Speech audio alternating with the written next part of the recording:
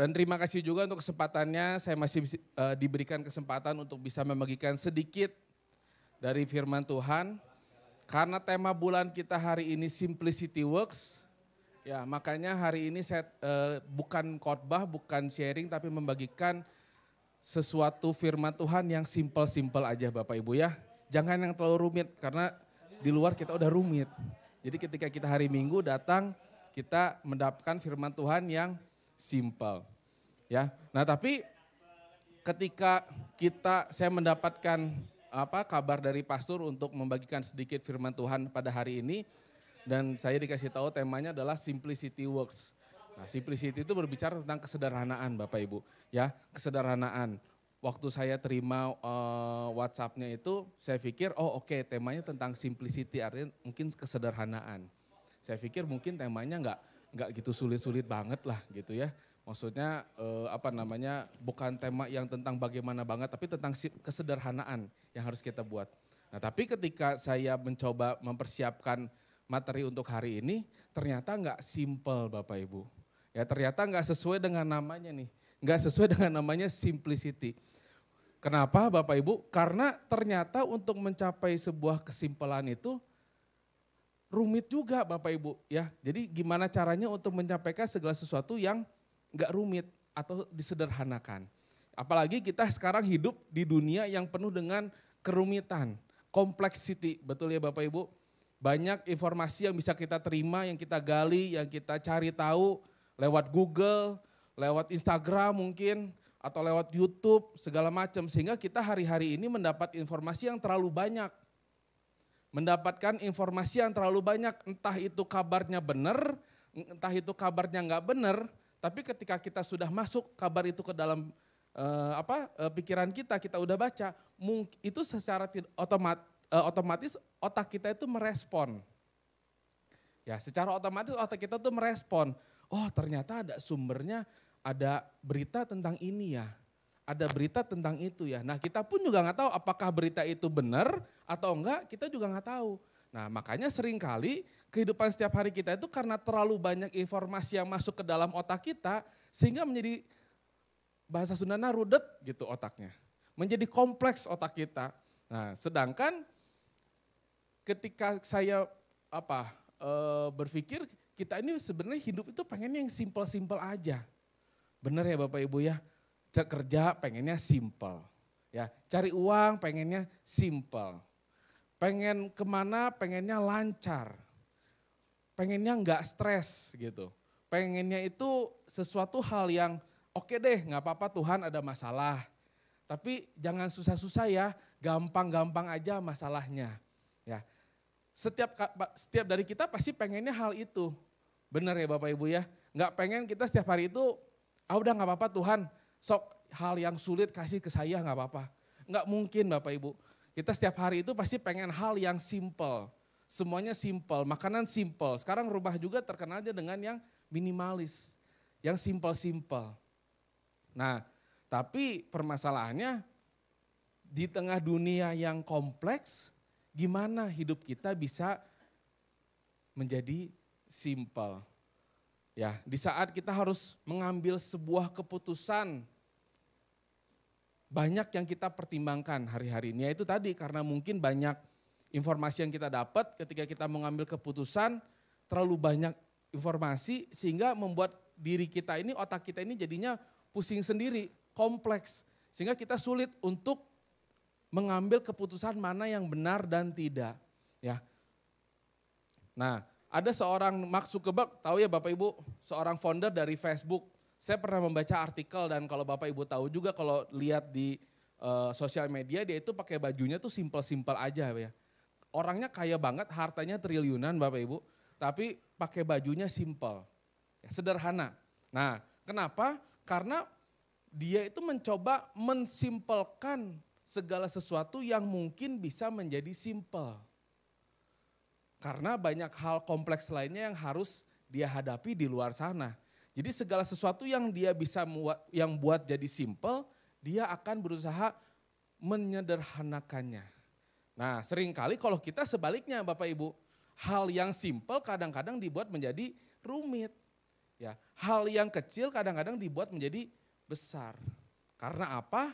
Mungkin karena kita menganggap simple, nggak keren mungkin. Kita ngambil ini terlalu gampang, nggak keren. Atau kadang-kadang hati dan pikiran kita yang selalu dipenuhi dengan kerumitan. Ada tuh saya pernah nemu orang Bapak Ibu, kita mau ngapain aja rumit diterimanya sama mereka. Karena apa? Karena hati dan pikirannya dia itu dipenuhi dengan kerumitan, kerudetan. Nah, sekarang sebelum saya mulai kepada, judul yang saya mau bagikan hari ini adalah Find Your Simplicity. Jadi bagaimana kita bisa menemukan simplicity dalam kehidupan kita. Tapi sebelum memasuki tema ini saya mau bagikan 3 fakta tentang simplicity itu sendiri Bapak Ibu. Yang pertama, sesuatu hal yang sederhana atau simple belum tentu mudah atau gampang. Ya, contohnya apa? Ketika setiap minggu kita rajin pergi ke gereja, mendapatkan banyak firman Tuhan, atau kita juga setiap hari lihat Instagram tentang inspirasi rohani. Ya, kita udah tahu nih ayatnya Filipi 4, janganlah hendaklah kamu khawatir tentang apapun juga. Simple Bapak, nggak usah khawatir tentang apapun juga. Firman Tuhan yang berkata, simple, jangan khawatir. Tapi ketika kita melewati hari-hari kita, seberapa khawatir kita untuk hari esok. Ya, seberapa khawatir untuk kita bulan depan. Bulan depan kita bagaimana? Apakah kita masih ada pekerjaan di tengah dunia yang hari ini saya bisa bilang gak baik-baik aja? Ya, apakah kita khawatir tentang masa depan anak kita, keluarga kita? Ya, itu hal simpel Bapak Ibu, jangan khawatir. Dalam Tesalonika 5, bersukacitalah dan mengucap syukurlah dalam segala hal. Ya, hal simpel yang Tuhan juga suruh kepada kita supaya kita bersukacita, bergembira, mengucap syukur dalam segala hal. Hal simpel, tapi ketika kita dalam kesulitan, dalam sebuah pergumulan yang luar biasa, masih enggak kita bisa untuk bersyukur? Masih enggak kita bisa bersukacita? Ini hal simpel, tapi sulit. Itu fakta pertama. Fakta kedua adalah kesederhanaan adalah hasil dari sebuah perjuangan untuk mencapainya. Ya, kesederhanaan adalah hasil dari sebuah perjuangan untuk mencapainya. Ada quotes dari Steve Jobs, simple can be harder than complex. You have to work hard to get your thinking clean to make it simple. But it is worth it in the end because once you get there you can move the mountains. Ya, Steve Jobs mengatakan ini, kesederhanaan itu bisa lebih sulit loh daripada hal yang kompleks. Tapi kita perlu kerja keras, ya, we have to work hard to get your thinking clean. Untuk bisa mendapatkan pikiran kita yang bersih, yang jernih. Untuk membuat segala sesuatu menjadi simple. Ya, jadi kesederhanaan itu bisa menjadi lebih sulit Bapak Ibu. Karena kesederhanaan itu dilahirkan dari sebuah kerja keras dari pikiran kita yang secara jernih untuk bisa mengetahui hal simpel apa dari kerumitan yang ada, dari kompleksiti yang ada. Ya, contohnya Bapak Ibu, kalau kita sekarang mau pergi ke luar kota atau ke luar negeri itu kan gampang ya. Ada pesawat terbang. 1 jam kita udah nyampe di Bali. 50 menit kita udah nyampe di Surabaya. Ya, 1,5 jam kita udah nyampe di luar negeri. Paspor kita udah dicap di luar Indonesia. Tapi tahu nggak Bapak Ibu? Untuk bikin satu pesawat itu perlu waktu yang cukup lama. Dan perlu ketelitian yang luar biasa dari setiap teknisinya, dari setiap desainernya untuk bisa menghasilkan suatu pesawat yang benar-benar sempurna. Ya, nggak boleh ada kabel yang salah nyolok, nggak boleh ada kabel yang nggak nyolok. Ya, mesinnya dia desain bagaimana supaya ketika membawa beban berapa puluh ribu kilo, itu pesawat tetap bisa terbang. Bagaimana ketika dalam keadaan cuaca baik dan buruk. Itu segala sesuatu hal rumit yang dipikirkan oleh desainer si pesawat terbang untuk apa? Untuk manusia ini bisa mudah, menjadi mudah ketika mau berpergian kemanapun. Ya, jadi hal simpel itu bisa menjadi lebih rumit dibanding hal kompleks. Kita harus kerja keras sehingga kita bisa menghasilkan pikiran yang simple.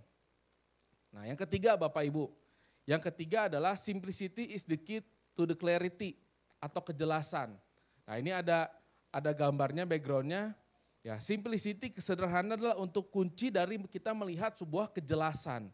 Kalau pikiran kita setiap hari kita seperti yang paling kiri Bapak Ibu, runyeng, pusing, kita nggak akan bisa lihat sebuah kejelasan dari sebuah permasalahan. Makanya seringkali ketika kita menghadapi suatu masalah yang berat, kita nggak bisa berpikir dengan hati yang panas atau pikiran yang lagi kacau. Kita harus calm down, kita harus tenang supaya kita bisa melihat sebuah kejelasan dari sebuah masalah itu. Nah, ketika kita bisa melihat kejelasan, hal pertama yang harus dilakukan adalah dari menyederhanakan dari masalah yang kompleks itu, apa kira-kira sederhananya bagaimana. Sehingga simplicity atau kesederhanaan adalah kunci dari kita bisa melihat kejelasan. Dan ketika kita sudah bisa melihat kejelasan, ada jalan keluar dari setiap permasalahan kita. Ya, hari ini tadi judul khotbahnya adalah Find Your Simplicity. Ya, kita bisa mencari apa kesederhanaan kita untuk setiap kita pribadi lepas pribadi hari by hari Bapak Ibu. Ya, ada 3 poin, nggak banyak-banyak, nggak sampai 10, nggak sampai 100, simple aja hari ini cuma 3 poin. Poin yang pertama adalah bagaimana kita bisa mencari kesederhanaan atau kesederhanaan itu bisa terjadi dalam kehidupan kita. Yang pertama adalah know your priority. Ketahui prioritas kita hidup setiap hari itu apa. Ya, ketahui prioritas kita setiap hari itu apa. Mau kita bertindak, mau kita mengambil keputusan, kita harus tahu nih prioritasnya kita apa. Ya. Simplicity is the ability to clear our life of unnecessary thoughts, words, action, habit, feelings and things in order to focus on what we decide is important to us. Ya, kesederhanaan adalah cara kita untuk bisa membuat hidup kita ini lebih jelas dari segala sesuatu yang nggak perlu, pikiran yang nggak perlu, kata-kata yang nggak perlu, action yang nggak perlu, habits yang nggak perlu, feelings, perasaan yang nggak perlu, atau segala sesuatu yang nggak perlu. Itu ditujukan untuk apa? Untuk kita bisa fokus, sehingga kita bisa memutuskan mana yang penting untuk kita dan mana yang nggak penting untuk kita. Ya, sehingga ketika kita tahu mana yang penting untuk kita, itu akan menjadi prioritas kita. Ya, ketika kita setiap hari bangun, Bapak Ibu, setiap hari kita bangun pagi hari, siapa yang udah tahu prioritas kita hari ini mau ngapain? Mungkin kalau yang udah tahu kerja jam 8 mungkin dia akan bangun langsung siap-siap kerja. Setelah itu dia ngapain hari itu dari jam 8 pagi atau jam 6 pagi sampai jam mungkin malam itu ngapain. Ya. Atau ketika kita mengambil sebuah keputusan, ya kita udah tahu belum prioritas dalam kehidupan kita itu apa. Ya, sehingga ketika kita mau ngambil suatu yang prioritas itu kita tahu mana yang penting. Nah, ketika kita tahu mana yang penting adalah kita ini harus ngebuang tadi semua pikiran yang nggak perlu, semua kata-kata yang nggak perlu, semua habits yang nggak perlu, ya semua perasaan-perasaan yang nggak perlu kita harus buang. Sehingga kita bisa melihat sebuah kejelasan, sesuatu yang penting yang bisa kita ambil sebagai prioritas dalam kehidupan kita. Ya, unclear priorities create memories attachment. Ya, prioritas yang nggak clear itu mengakibatkan banyak ikatan-ikatan.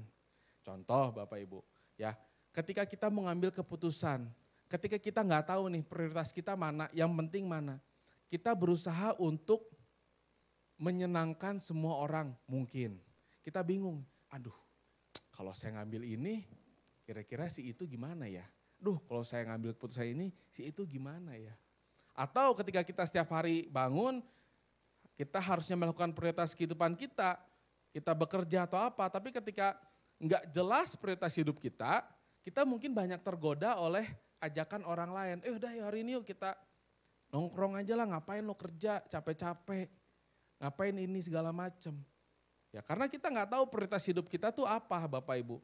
Ya ketika hari Minggu pagi ketika kita udah tahu nih prioritas kita harusnya Minggu pagi itu beribadah. Ya, tapi ketika kita nggak jelas prioritas hidup kita, masih bisa diombang-ambingkan, nggak apa-apa lah ibadah masih bisa online sekarang. Memang nggak masalah sih Bapak Ibu online-nya, yang penting asal benar-benar ibadah, jangan sampai online-nya nanti malam, pas udah malam buka YouTube ketiduran. Jangan sampai gitu. Nah tapi ketika kita udah tahu prioritas hidup kita, kalau misalnya prioritas hidup kita adalah pagi-pagi, pokoknya hari Minggu pagi saya mau ke gereja dulu. Ya terserah gereja jam 7, jam 9, jam 10, jam 11, atau di sini jam 9 otomatis. Ya kita akan memprioritaskan hidup kita. Kita nggak akan tergoda tuh oleh orang lain, oleh ajakan-ajakan orang lain untuk bolos ke gereja. Ya misalnya kita hari Minggu, aduh enak bangun siang, udahlah ngapain hari Minggu bangun siang capek-capek. Atau misalnya hari Minggu kita mau melakukan hobi kita, Bapak Ibu. Ya kalau kita nggak tahu prioritas hidup kita, ya kita akan mudah tergoda. Oh iya benar juga ya, Senin sampai Sabtu udah stres nih. Minggu refreshing dulu kapan lagi kan hari libur, cuman hari liburnya hari Minggu. Nah kalau kita nggak tahu prioritas hidup kita akan terlalu banyak ikatan. Atau kita terlalu banyak kepusingan yang membuat hidup kita ini jadi nggak jelas gitu loh arah dan prioritas hidup kita. Ya, Yesus mengajarkan tentang prioritas dalam Matius 6 ayat 33, Bapak Ibu. Tetapi carilah dahulu kerajaan Allah dan kebenarannya, maka semuanya itu akan ditambahkan kepadamu. Nah tadi simplicity itu adalah untuk kita bisa ngebuang semua pikiran kita yang gak perlu, tindakan kita yang gak perlu, feelings kita yang gak perlu. Ya. Nah tapi firman Tuhan itu mengajarkan kepada kita dalam Matius 6 ayat 33, carilah dahulu kerajaan Allah dan kebenarannya. Sehingga ketika kita mau mengambil sebuah prioritas dalam kehidupan kita, mengambil sesuatu hal yang penting, yang important dalam kehidupan kita, dua aspek ini harus kita ambil Bapak Ibu, yang harus kita pikirkan. Apakah sesuai dengan kerajaan Allah atau tidak? Ya, kerajaan Allah berbicara tentang kehendaknya Allah dalam kehidupan kita. Berbicara tentang apa perintah Tuhan dalam kehidupan kita. Ya. Dan yang kedua adalah tentang kebenarannya. Kebenaran yang berdasarkan dari firman Tuhan. Kalau kita mau berpikir sesuatu, mengambil tindakan sesuatu, mengambil keputusan sesuatu, kita dihadapkan dengan banyak pilihan, dengan banyak opsi, kita harus milih dari sesuatu yang terbaik. Betul Bapak Ibu ya? Itu udah umum. Tapi bagaimana cara kita menentukan yang terbaik dari semua opsi yang ada? Kuncinya dua ini. Sesuai dengan kerajaan Allah, artinya kita cari tahu apa kehendak Tuhan untuk kita, apa perintah Allah yang Tuhan desain untuk setiap individu kita. Dan kedua, apakah sesuai dengan kebenaran firman Tuhan atau enggak. Ya, kalau enggak sesuai enggak usah dipilih. Gampang kan? Simple, gitu aja. Kalau enggak sesuai dengan firman Tuhan enggak usah dipilih. Kalau enggak sesuai dengan kehendak Allah enggak usah dipilih juga. Jadi dari sebanyaknya opsi yang ada, misalnya kita punya opsi 5, 3 ini nggak sesuai dengan firman Allah, nggak sesuai dengan kerajaan Allah. Udah kita buang otomatis, ngapain kita pikir-pikirin lagi? Ya, karena Tuhan aja nggak berkenan untuk apa yang kita ambil keputusan. Tinggal kalau kita punya 2 opsi nih yang menurut kita masih masuk deh dalam kriteria, oke deh dua-duanya ini masuk dalam kriteria kerajaan Allah dan kriteria kebenarannya sesuai dengan firman Tuhan, nggak melanggar firman Tuhan. Tinggal kita berdoa, minta hikmat pada Tuhan, mana Tuhan yang harus kita pilih. Makanya kok dari ayat yang tadi, ketika kita memilih segala sesuatu berdasarkan kerajaan Allah dan kebenarannya, maka semuanya itu akan ditambahkan kepadamu. Artinya adalah Tuhan berkenan untuk setiap pilihan yang kita pilih. Berkenan untuk setiap prioritas yang kita junjung setiap hari. Ya, karena sesuai dengan firman Tuhan, sesuai dengan kerajaan Allah dan kehendak dan kebenaran firman Tuhan. Gitu Bapak Ibu. Yang kedua, yang harus kita bagaimana agar simplicity itu bisa terjadi dalam kehidupan kita. Yang kedua adalah kita harus fokus kepada apa yang kita punya. Ya, fokus on what you have. Fokus kepada apa yang kita punya. Nah, ketika kita fokus kepada apa yang kita punya, kita bisa bersyukur untuk segala sesuatu yang kita miliki. Ya, kita bisa bersyukur untuk segala sesuatu yang kita miliki. Kita akan belajar dari kisahnya Yesus dan murid-muridnya ketika dia memberi makan 5.000 orang. Bapak Ibu. Ya. Kisah ini tuh diangkat dari tiga kitab dari Yohanes, Lukas dan Markus. Cuman hari ini saya akan membandingkan dari 2 kitab Yohanes dan Lukas. Yohanes 6 ayat 9, di sini ada seorang anak yang mempunyai 5 roti jelai dan 2 ikan. Tetapi apakah artinya itu untuk orang sebanyak ini? Ya. Nah, mungkin yang di-highlight adalah apakah artinya itu untuk orang sebanyak ini? Dan yang kedua adalah tetapi ia berkata kepada mereka, kamu harus memberi mereka makan. Yesus itu berkata kepada murid-muridnya nih, kamu harus memberi mereka makan. Mereka menjawab, yang ada pada kami tidak lebih daripada 5 roti dan 2 ikan. Yang ada pada kami ini enggak lebih dari 5 roti dan 2 ikan. Kecuali kalau kami pergi membeli makanan untuk semua orang banyak ini. Ya, ketika Yesus berkata pada murid-muridnya, tuh 5.000 orang kasih makan dulu sebelum mereka pulang. Kalau makanannya ada 5.000 mah enggak pusing Bapak Ibu ya. Benar ya? Atau kalau enggak makanannya ada 4.500 lah. 4.500 piring. Tinggal mikir aja, oh berarti kalau yang orang tua kasih 1 porsi, kalau yang anak-anak kasih setengah porsi, jadi setengah-setengah ewang tuh. Enggak pusing. Tapi kalau yang adanya cuma 5 roti dan 7 ikan. 5 roti dan 2 ikan, sorry betul, thank you Bu Linda. 5 roti dan 2 ikan, yang ada cuma 7 maksud saya, jadi 7 piring, itu bagaimana cukup untuk bisa menghasilkan ke 5.000 orang.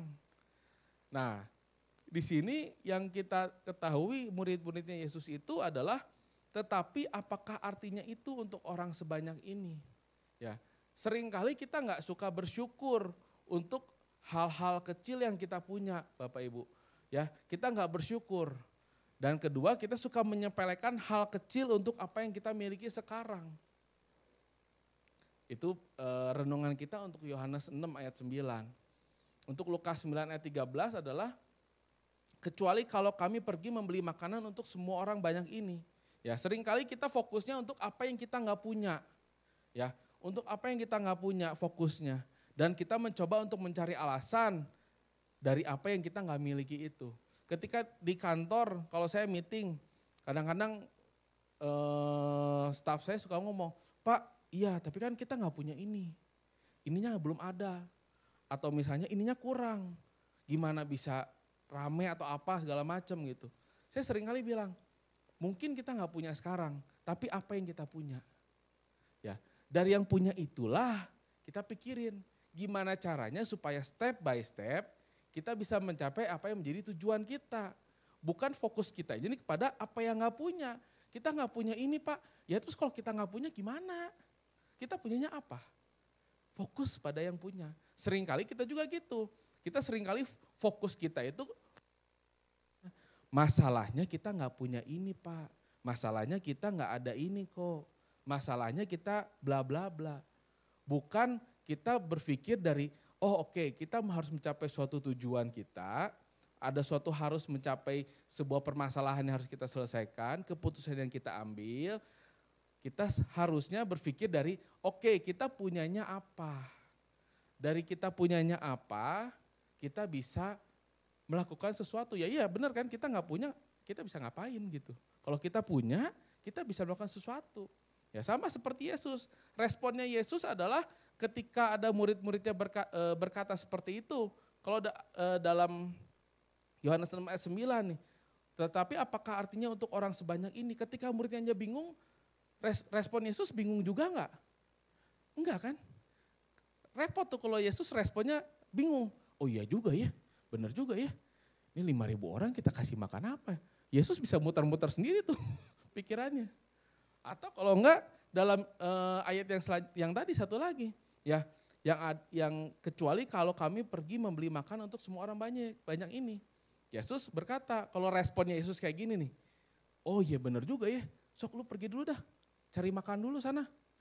Gue yang aturin dulu di sini nih, 5.000 orang diaturin, dikotbahin dulu, cari makan dulu 5.000, udah dapat balik, kasih makan semua.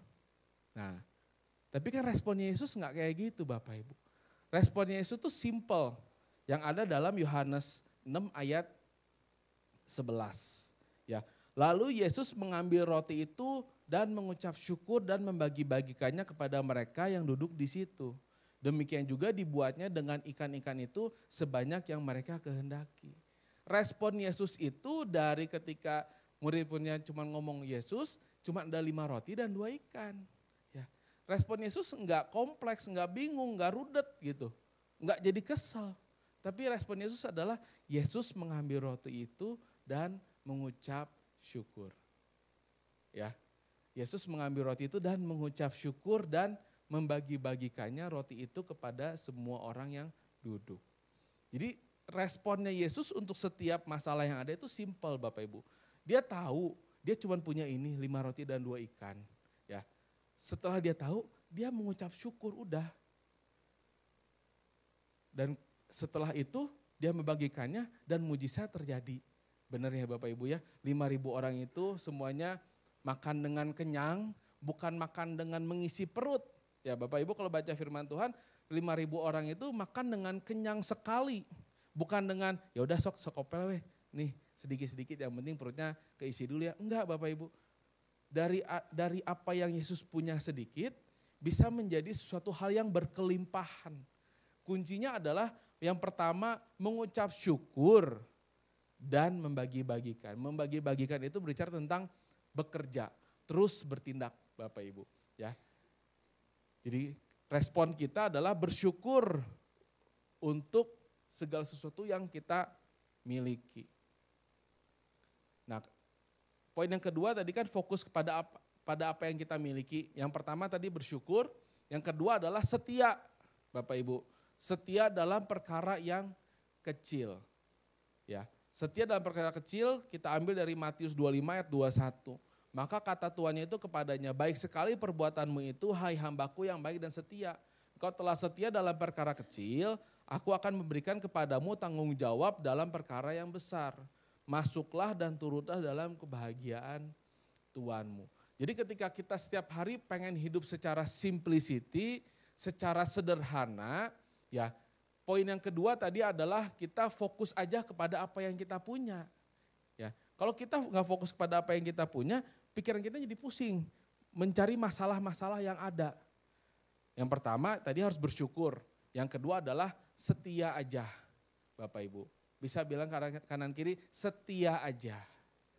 Setia aja untuk perkara yang Tuhan sedang kerjakan dalam kehidupan kita. Baik itu perkara yang baru mau kita kerjakan, baik itu perkara kecil, ataupun mungkin itu perkara yang sudah menjadi besar. Tapi kuncinya adalah setialah dalam segala perkara. Ya, karena tadi dalam Matius 25:21, ya, setia dalam perkara kecil, maka engkau akan diberikan tanggung jawab kepadamu perkara yang besar. Ya. Kita akan Bapak Ibu tahu mungkin kisah seorang Daud ya Bapak Ibu ya. Daud itu awalnya cuma pengembala domba. Itu domba itu hal kecil Bapak Ibu. Maksudnya daripada dia mengembalakan orang-orang segala macam, mengembalakan domba itu adalah hal yang kecil. Ya, tetapi apa yang Daud kerjakan setiap hari? Dia komit, dia setia kepada tanggung jawabnya dia. Ya, dia tanggung jawabnya dia itu adalah harus melindungi domba-dombanya, memberi makan yang cukup, melindungi dari serangan hewan buas lainnya, dan memake sure semua domba-dombanya itu tumbuh sehat.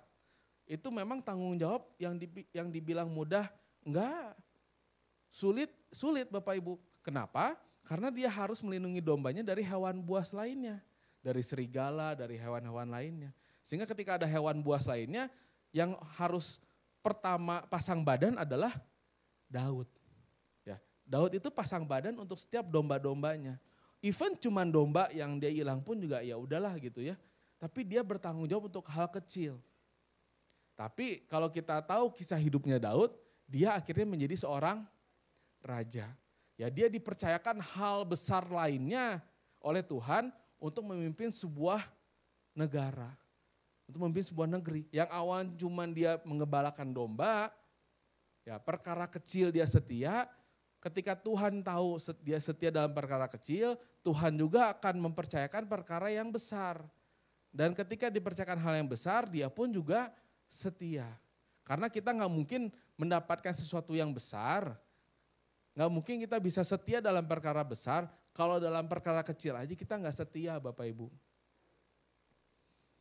Ya, jadi ketika kita setia dalam perkara kecil, ya Tuhan akan mempercayakan kepada kita hal perkara yang besar. Nah seringkali kenapa kita nggak bertanggung jawab Bapak Ibu, atau kita kadang-kadang suka menganggap remeh hal-hal kecil yang ada dalam kehidupan kita. Ya, udahlah masih kecil lah, ngapain sih harus jujur-jujur banget gitu misalnya ya. Udahlah masih kecil lah, ngapain sih harus tanggung jawab banget, nanti juga jalan sendiri kok gitu loh. Nah mungkin karena kita menganggap hal kecil itu nggak keren. Ya, atau kadang-kadang kita melihat, kita ini suka ngelihat sirik orang lain, kita suka iri sama orang lain. Ya, orang lain udah dipercayain hal besar nih. Ya, masa kita masih gini-gini aja. Orang lain kayaknya udah naik pangkat nih di kantor kita. Awalnya level staff menjadi supervisor misalnya. Kok kita masih staff-staff aja. Nah, seringkali kita suka iri sama orang lain. Ya, sehingga apa yang menjadi tanggung jawabnya kita enggak kerjakan dengan baik. Gimana kita atasan kita mau ngelihat kita, apakah gimana caranya atasan kita mau ngangkat kita levelnya lebih tinggi. Ketika kamu dikasih kerjaan kecil aja kamu nggak tanggung jawab. Apalagi kamu dikasih kerjaan yang lebih besar. Sulit untuk kamu dipastikan bisa bertanggung jawab. Makanya segala sesuatu itu firman Tuhan itu berkata dari hal yang kecil. Setialah dalam hal kecil, maka engkau akan diberikan perkara yang besar. Seperti itu. Ya, jadi ketika kita mencari simplicity untuk setiap kehidupan kita, setiap hari, kuncinya yang nomor 2 ini adalah kita bersyukur untuk setiap hal yang kita punya sekarang.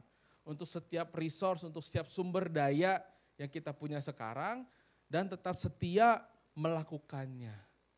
Ya, jadi bersyukur, udah gitu kita setia dan bertanggung jawab untuk mengerjakannya.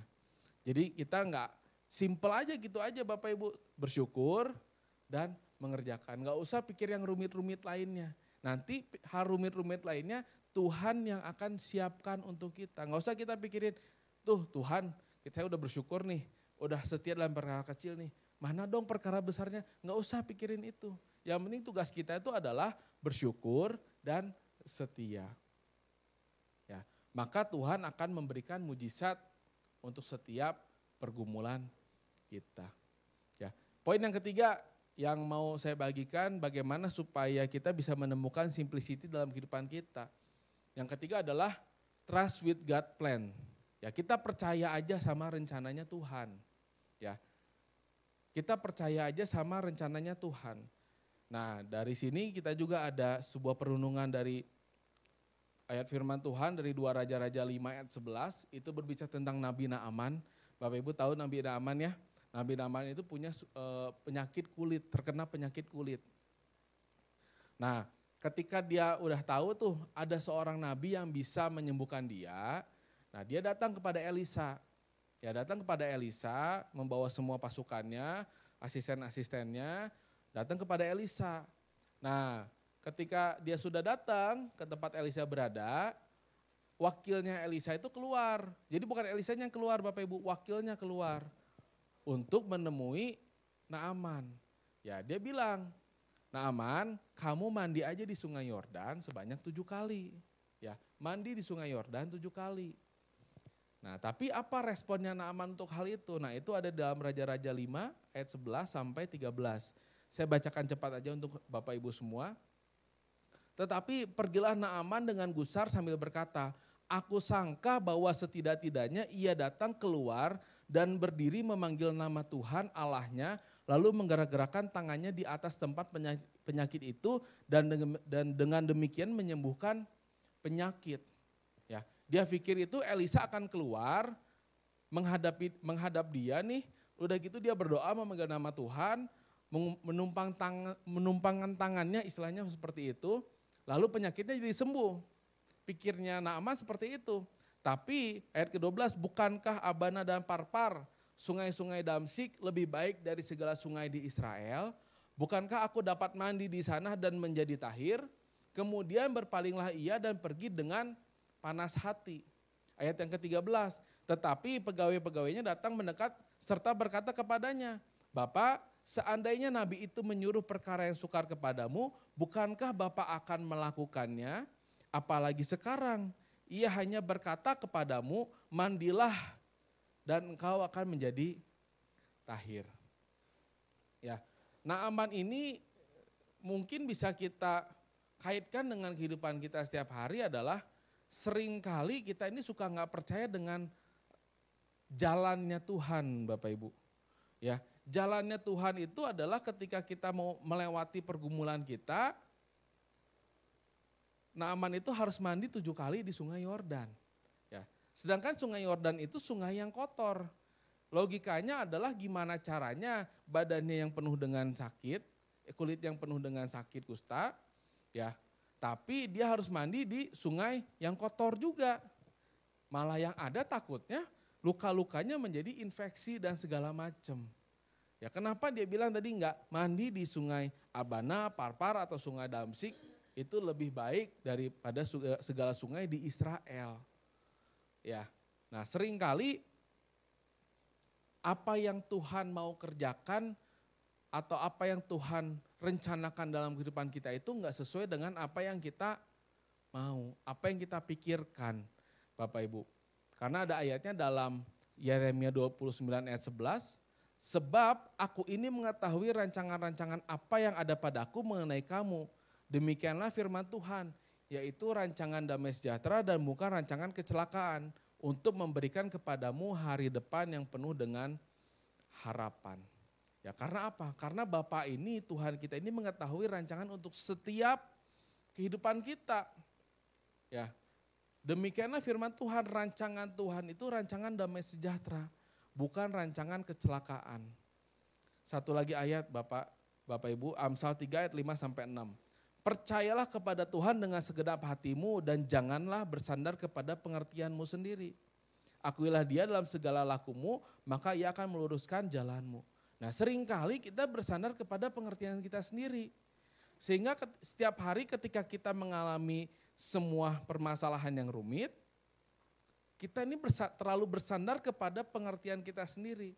Terlalu bersandar kepada pengetahuan kita, kepintaran kita, backingan kita mungkin. Sehingga hal yang harusnya mudah, yang Tuhan kasih mudah, jadinya sulit. Karena apa? Karena kita nggak percaya dengan rancangannya Tuhan. Nggak percaya dengan Tuhan dengan segenap hati kita. Tapi kita malah bersandar kepada pengertian kita sendiri. Naaman kalau secara gampang dia udah aja nggak usah repot, nggak usah panas hati, nggak usah pergi dengan panas hati. Dia tinggal oke, saya pergi ke sungai Yordan dan saya menjadi tahir. Memang ujung-ujungnya dia mandi juga di sungai Yordan, Bapak Ibu. Ujung-ujungnya dia mandi juga di sungai Yordan. Tapi untuk dia mandi di sungai Yordan itu, dia ada suatu perasaan yang gak enak dulu. Ada suatu perasaan yang panas hati dulu Bapak Ibu. Ada suatu perasaan yang gak percaya sama Elisa. Padahal Elisa itu udah mendapatkan hikmat dari Tuhan untuk dia bicara kepada Naaman. Nah, seringkali kita juga suka mendapatkan hikmat Tuhan ketika kita bertanya pada Tuhan. Tuhan, ada masalah ini, solusinya apa Tuhan? Ya, mungkin Tuhan udah kasih tahu untuk setiap kita. Tapi terkadang kita nggak mau, terkadang kita nggak dengar. Karena apa? Karena mungkin caranya Tuhan itu beda sama jalannya kita. Ya, caranya Tuhan itu beda mungkin sama apa yang kita rencanakan. Rencananya kita itu lebih kepada pengertian kita sendiri. Oh, kalau kayak gini tuh harusnya dibeginikan. Oh, kalau kayak gini tuh harusnya diapakan. Tapi rancangan Tuhan tuh beda Bapak Ibu. Tapi yang pagi ini mau saya kasih pesan adalah rancangan Tuhan itu adalah rancangan damai sejahtera. Amin ya. Mau rancangan itu menurut kita gak masuk akal. Kalau Tuhan udah ngasih tanda, kalau Tuhan udah ngasih sign-nya untuk kita. Apalagi kalau Tuhan udah berbicara lewat hambanya orang lain. Kadang-kadang Tuhan bisa berbicara lewat orang lain Bapak Ibu. Gak langsung audible kepada kita, Tuhan bisa kasih solusi lewat orang lain. Nah, kalau kita sudah mendapatkan suatu jawaban atau hikmat dari Tuhan, dan kalau caranya itu beda dengan kita, tetap percaya aja Bapak Ibu. Karena ketika kita mengambil sebuah pengertian atau sesuai dengan pengertian kita sendiri, kita akan mencari alternatif lain dari hikmat yang Tuhan kasih. Dan setelah itu kita hidupnya nggak jadi simple Bapak Ibu. Kita hidupnya jadi rumit. Kita harus pikirin hal ini, hal itu, hal ini, hal itu. Padahal Tuhan udah tinggal gampang. Udah pergi ke Sungai Yordan, mandi 7 kali beres. Ya Bapak Ibu. Jadi hari ini kita makanya tadi yang 3 fakta di awal itu saya kasih di awal dulu. Ya, simplicity itu gak gampang. Ya, seperti Naaman tadi, hal simple aja dia gak sulit untuk mengerjakan. Hal simple aja dia menjadi panas hati dulu tuh. Sebelum dia mengerjakan apa yang Elisa ngomong. Ya, yang kedua, simple itu didapat dari sebuah kerja keras. Dari semua kerumitan. Jadi kalau hari ini kita pengen hidupnya semuanya simple, semuanya gampang, semuanya sudah teratur dengan baik, gak bisa kita cuma bangun, melakukan aktivitas kita biasa, gak bisa. Kita harus ada effort kerja keras untuk kita bisa mendapatkan segala sesuatu yang menjadi lebih mudah untuk kehidupan kita. Ya, dan ketika kita bisa melihat kesederhanaan dari masalah kita, ya kita akan melihat sebuah kejelasan dari sebuah permasalahan kita. Ya, intinya tadi 3. Yang pertama apa? Masih ingat? Ayo. Ya, kita harus tahu prioritas kita hidup setiap hari itu apa. Prioritas kita setiap hari, prioritas kita dalam mengambil keputusan, kita harus tahu. Sehingga kita tidak mudah diombang-ambingkan oleh kabar-kabar yang gak baik atau oleh pikiran-pikiran yang gak benar. Yang kedua, kita fokus aja pada apa yang kita punya. Jangan pada apa yang gak punya. Jangan pada masalahnya kita gak punya ini, masalahnya kita gak punya itu. Terlalu banyak masalah, pusing kepala kita. Fokus aja apa yang punya dan setia mengerjakan hal yang apa yang kita punya. Yang ketiga, kita harus percaya rancangan Tuhan. Jangan kepada pengertian kita sendiri. Sehingga setiap hari kita dari hal yang rumit yang kita hadapi setiap hari, kita dapat mencapai simplicity itu dalam kehidupan kita. Amin Bapak Ibu. Gimana hari ini, simpel kan firman Tuhannya ya? Nggak susah ya? Ya mari kita berdoa Bapak Ibu.